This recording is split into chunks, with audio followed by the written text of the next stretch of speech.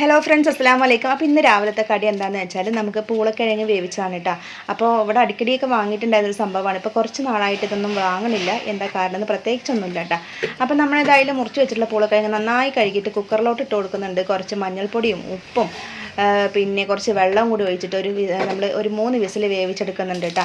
അപ്പോൾ വെറുതെ പൂളക്കിഴങ്ങ് വേവിച്ചാലൊന്നും ഇവിടെ ആരും തിന്നൂല.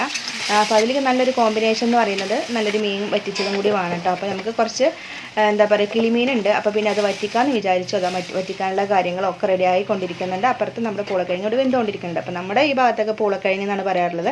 പല ഭാഗത്തും കപ്പ ചീനിന്നോ അങ്ങനെയൊക്കെ ഈ സംഭവം അറിയപ്പെടാറുണ്ട്. അപ്പോൾ വെന്ത് കഴിഞ്ഞ സംഭവം നമ്മൾ ഒരു ഓട്ടപാത്രത്തിൽ കൊട്ടി കൊടുത്തിട്ടുണ്ട്. ഇനി നമുക്കതൊന്ന് വറവിട്ടെടുക്കണം കേട്ടോ. എന്നാൽ കൂടി അതൊന്ന് ഉഷാറാവുള്ളൂ. അപ്പോൾ കുറച്ച് വെളിച്ചെണ്ണ ഒഴിച്ച് കടുക് ഇട്ട് അതിൽ പച്ചമുളക് ഇട്ട് കറിവേപ്പില ഇട്ട് നമ്മുടെ പൂളക്കിഴങ്ങ് അതിലോട്ട് അങ്ങോട്ട് കൊട്ടി കൊടുത്തു. എന്നിട്ട് കയ്യിൽ കൊണ്ട് നന്നായിട്ട് ഉടച്ച് യോജിപ്പിച്ചു. ഇനിയുള്ള ദൗത്യം എന്താണെന്ന് വെച്ചാൽ നമുക്കത് കഴിച്ചെടുക്കാതുള്ളതാണ്. ഇനി യാതൊരു മടിയൊന്നുമില്ല. അതൊക്കെ നമ്മൾ വേഗം തീർത്തു. അത് ഇത്രയേ ഉള്ളൂ കേട്ടോ.